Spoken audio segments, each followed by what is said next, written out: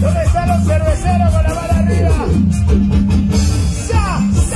Zapateadito,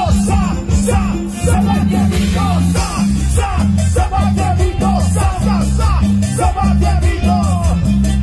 ¿Dónde está la mancha bastanera que levante su mano arriba? Esa vueltecita, otra vueltecita, esa vueltecita, otra vueltecita.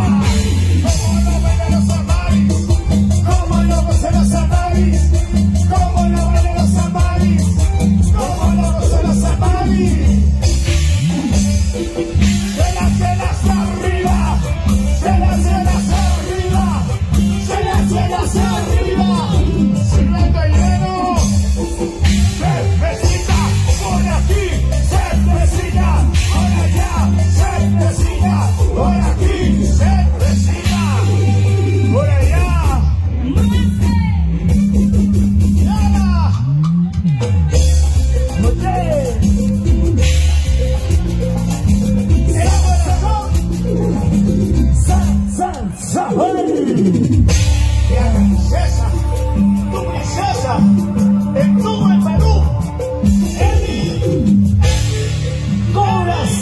Eni Corazón. A ver, para mis amigos. Nos dice por aquí, feliz aniversario, de verdad, muy agradecida con mi amigo John por esta confianza que nos brinda hoy en día para estar con todos ustedes, con todo este público lindo.